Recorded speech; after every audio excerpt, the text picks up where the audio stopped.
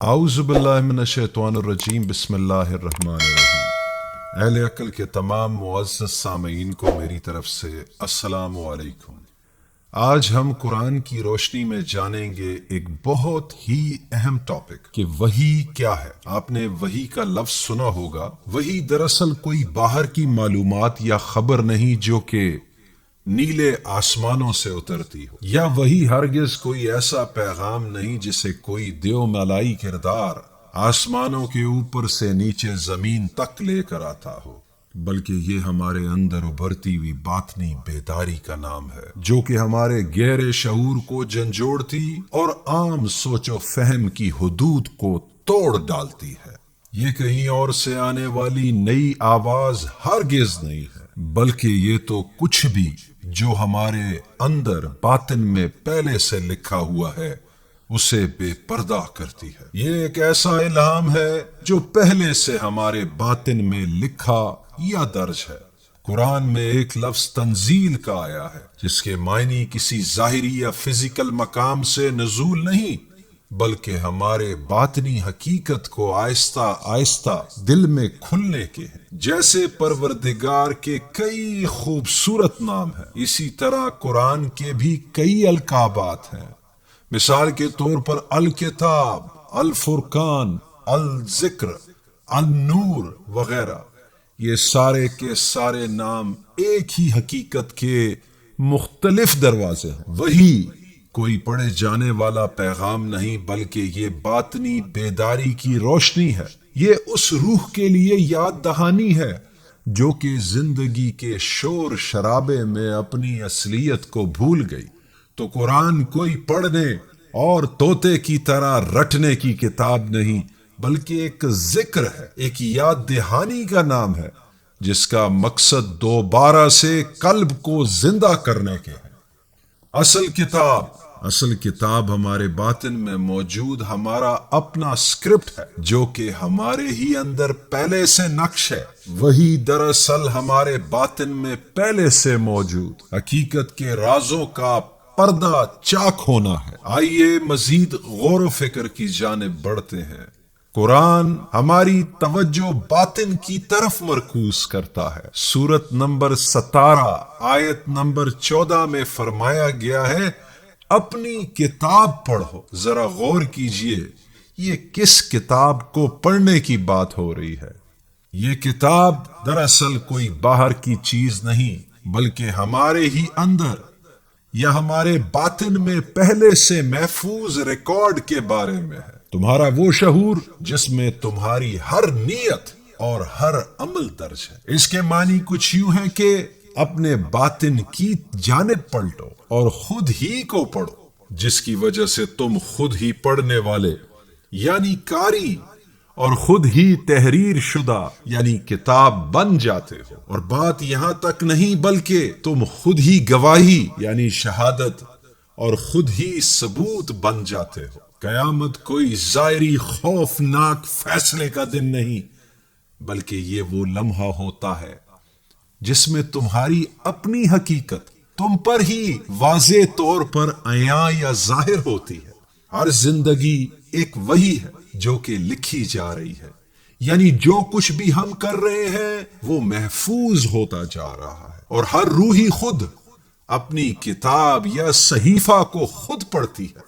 قرآن کی سورت نمبر 56 آیت نمبر 78 میں اس باطنی صحیفے کو کتاب مکنون یا پوشیدہ کتاب بھی بتایا گیا ہے۔ یہ کسی ظاہری کاغذ پر کسی قلم سے لکھی کتاب نہیں، بلکہ ہمارے ہی وجود کے تانے بانے میں بنی ہوئی ہے، اور اس کا سب سے شفاف عکس صرف انسانی روح میں دکھائی دیتا ہے۔ ہم سب اپنے باطن میں ایک خاموش کتاب یا صحیفے کے مالک ہیں، یعنی ایک ایسی حکمت جو کہ پڑھے جانے کی منتظر ہے۔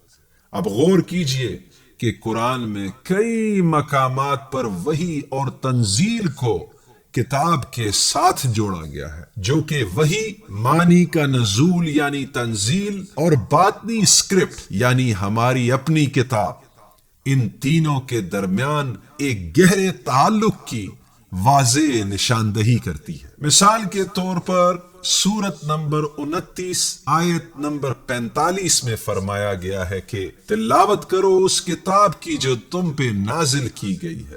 غور کیجئے یہ کس کتاب کی بات ہو رہی ہے؟ دراصل یہ اس کتاب کی طرف اشارہ ہے جو پہلے سے تمہارے اندر تمہارے باطن میں نازل ہو چکی ہے، جو کوئی ظاہری حروف نہیں بلکہ تمہارے ہی باطن کی جانب سے کھلتی ہے۔ اگر مزید آیات پر غور کیا جائے تو قرآن کی سورت نمبر 46 آیت نمبر 2، سورہ نمبر 45 آیت نمبر 2، سورہ 32 ورس 2 to 3، سورت نمبر 39 ورس 1، یہ سب کی سب ہی کتاب کے نزول کے بارے میں بات کرتی ہے۔ یاد رہے کہ یہاں نزول کا مطلب کسی چیز کا ساتویں آسمان سے اترنا نہیں بلکہ لامتناہی یا انفائنائٹ گہرے سمندر جیسے معنوں کا ہمارے قلب پر ایک ایسی شکل میں اترنا ہے جسے ہم صرف اپنی غور و فکر سے سمجھ سکیں۔ یہ ایک ابدی حقیقت اور انسانی ذہن کے درمیان ایک رابطے یا پل کا کردار ادا کرتا ہے۔ یہ ایک مسلسل بہاؤ ہے، محض کوئی ایک وقتی تاریخی واقعہ نہیں۔ سورت نمبر 39 آیت نمبر 2 فرماتی ہے یہ کتاب حق کے ساتھ نازل کی گئی ہے، یعنی یہ نزول دل میں ہوتا ہے، یعنی وہ مقام جہاں الہی معنی انسانی شعور اور آگاہی میں تبدیل ہو جاتا ہے۔ سورت نمبر 4 آیت نمبر 163 کے مطابق یہ یاد دہانی کرائی جاتی ہے کہ وہی بہت سو کو آئی، اور یہ بھی بتاتی ہے کہ کتاب ایک یونیورسل اصول ہے۔ الہی انکشاف جو صرف شعور ہی کے ذریعے ظاہر ہوتا ہے، یہ کسی ایک شخص یا ایک متن تک محدود نہیں۔ سورت نمبر 6 آیت نمبر 91 سے 92 تک آیات میں موسیٰ کے بعد یہ بابرکت کتاب کا ذکر ہے۔ تو ابھی تک ہم نے یہ جانا کہ وحی کی مثال ایک ایسے دریا جیسی ہے جس میں کئی لہریں ہیں۔ سورت نمبر 42 آیت نمبر 51 اور 52 میں وحی کو ایک ایسا روح اور نور کہا گیا ہے جو کہ براہ راست قلب پر اترتا ہے، جس سے ثابت ہوتا ہے کہ وہی کوئی کانوں سے سنائی دینے والی آواز نہیں بلکہ باطن کی ایک ایسی روشنی ہے جسے محسوس کر کے اس کی شہادت دی جاتی ہے۔ ابھی تک کی باتوں کا خلاصہ کچھ یوں ہے کہ سورت نمبر 39 آیت نمبر 2 کہتی ہے کہ کتاب حق کے ساتھ نازل کی گئی ہے، یہ نزول دل میں ہوتا ہے، وہ مقام جہاں الہی معنی انسانی شعور میں تبدیل ہو جاتا ہے۔ کتاب دراصل انسان کے اندر وحی کی ایک منظم صورت ہے۔ وہی وہ بیداری ہے جو اس کتاب کو شعور میں لے کر آتی ہے۔ تنزیل وہ عمل ہے جس میں گہرے معنی صاف فہم اور زبان میں ظاہر ہوتے ہیں۔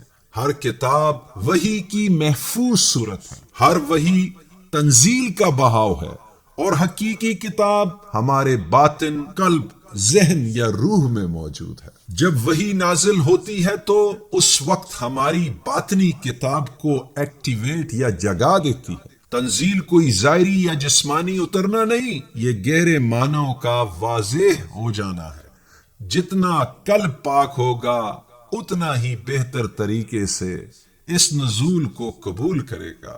ہر سچی باطنی بصیرت جو تمہیں حاصل ہوتی ہے وہ دراصل تمہاری ہی اندرونی کتاب سے ایک مختصر سی تنزیل ہے۔ وحی اور خود شناسی ایک ہی سکے کے دو رخ ہیں۔ اپنی باطنی کتاب کو پڑھنا دراصل وحی کو پڑھنا ہے۔ وحی پانا اسی طرح ہے کہ جیسے تمہیں کو خود لامتناہی یا لامحدود حقیقت کے قلم سے لکھا جا رہا ہے۔ تمہارے پروردگار کے یہ الفاظ تمہارے لیے غیر نہیں بلکہ یہ تمہاری ہی پوشیدہ کتاب مکنون سے نکلتے ہیں، ایک شفاف پانی کے چشمے کی طرح پھوٹتے ہیں۔ قرآن کی اصل زبان کوئی ایسی غیر زبان نہیں جو تمہیں سمجھ نہ آ سکے، بلکہ تمہاری ہی اپنی روح کی زبان ہے، اور اس کی تلاوت کرنا دراصل یاد دہانی کا عمل ہے۔ بلکہ ایسا کہنا درست ہوگا کہ یہ اپنے خود کا، اپنے ہی مرکز کو یاد کرنے کا عمل ہے۔ قرآن خود ہی ذکر یعنی یاد دہانی اور خود ہی وحی دونوں ہی ہے۔ یہ انسانی ذہن کے لیے کوئی اجنبی یا غیر چیز نہیں، یہ ہماری ہر شے کا جو ہماری فطرت میں پہلے سے موجود ہے کی یاد دلاتا ہے، یعنی ہمارا اپنا ضمیر۔ اسی لیے سورت نمبر 3 آیت نمبر 44 میں وحی کو بالغیب کی جانب سے غیب کی خبریں کہا گیا ہے، اور سورہ نمبر 42 آیت نمبر 7 میں یہ فرمایا گیا ہے کہ ہم نے ایک واضح اور بامانی قرآن نازل کیا تاکہ ام القرا اور اس کے آس پاس والوں کو خبردار کیا جائے۔ سوال یہ پیدا ہوتا ہے کہ ام القرا کیا ہے؟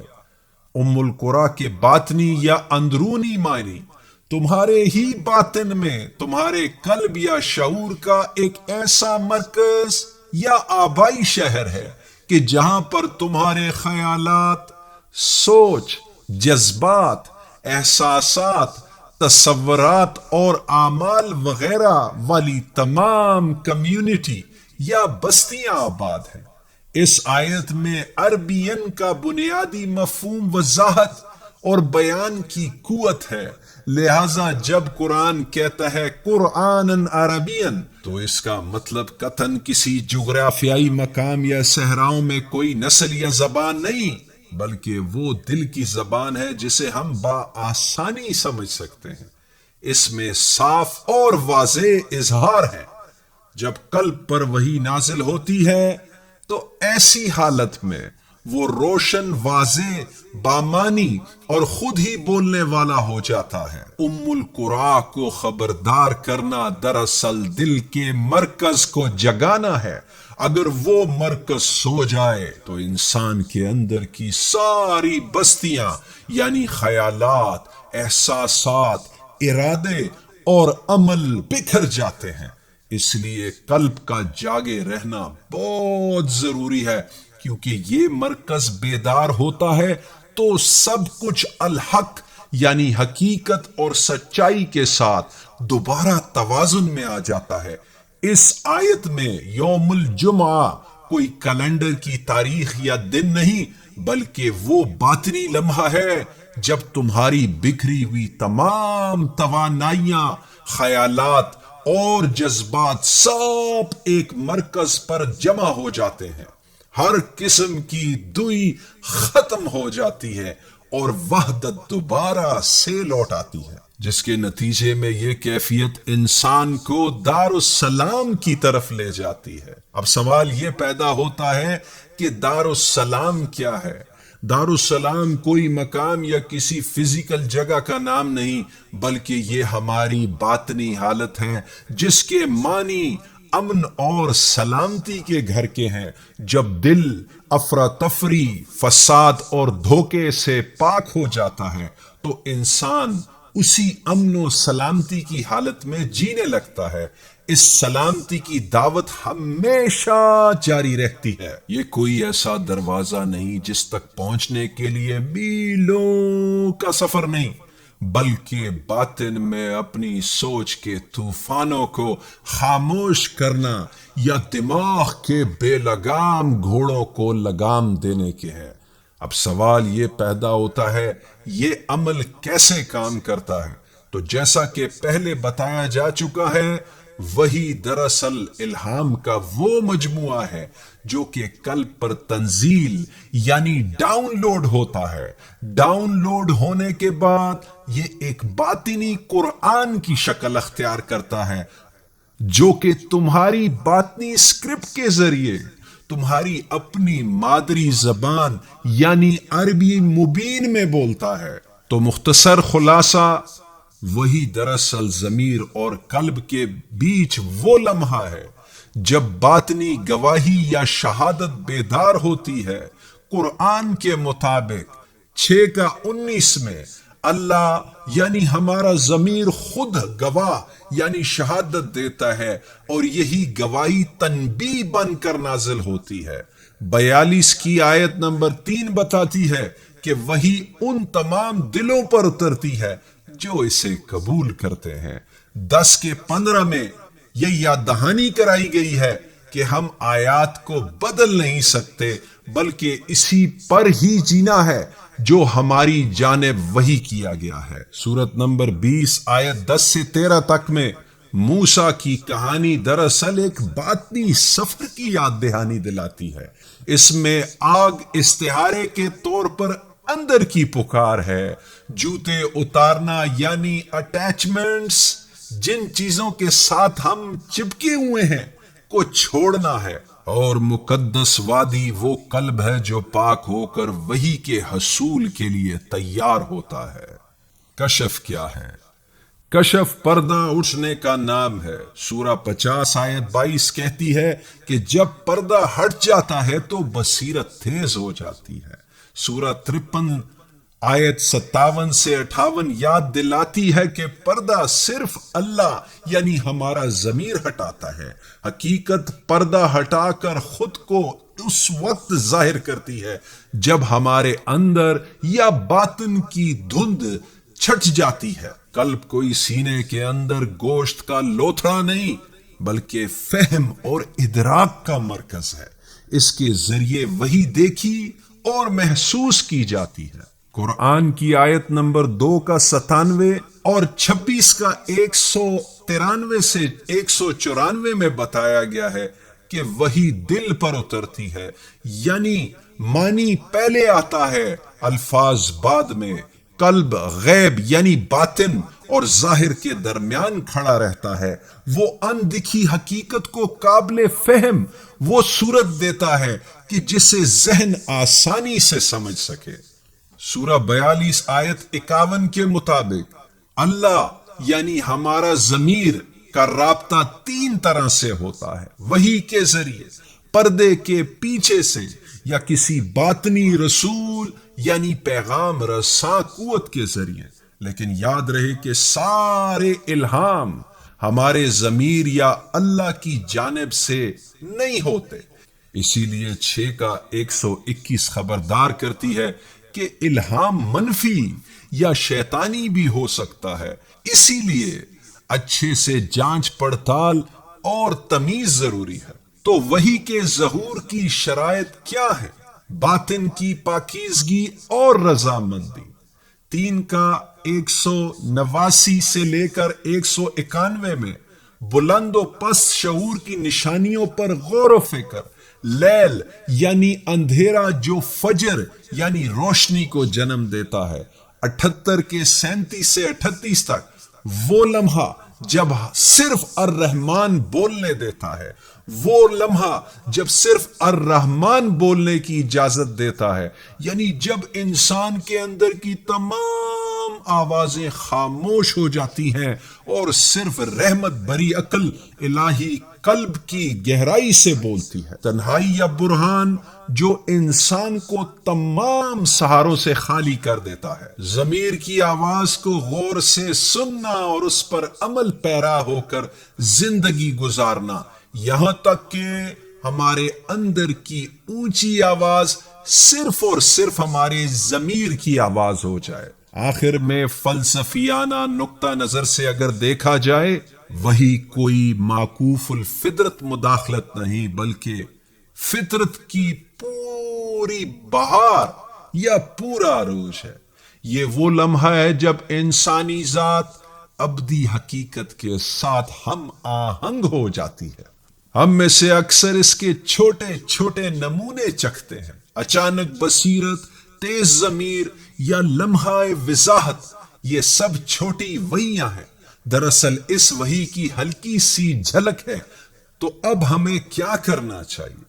دل کو پاک رکھو، شور کو کم کرو، انا کو کنٹرول کرو، جھوٹ کو خود پر حرام کر کے سچی زندگی گزارو، اپنے باطن اور ظاہر کی نشانیوں پر غور و فکر کرو، اپنی تاریکیوں اور باطن کے کالے اندھیروں کو قیمتی جانو، کیونکہ تمہاری بے چینیاں، مایوسیاں، دکھ اور پریشانیاں ہی ایک نئی زندگی یا طلوع سحر کی کوکھ بن سکتے ہیں۔ اس لمحے کو غور سے سنو جب صرف الرحمن تمہارے اندر بولنے کی اجازت دیتا ہے۔ صرف اسی پر چلو جو تمہارے صاف ضمیر پر نازل ہوتا ہے۔ اپنے مفادات اور آرام طلبی کی خاطر اپنے اندر کے قرآن کو ہرگز مت بدلو۔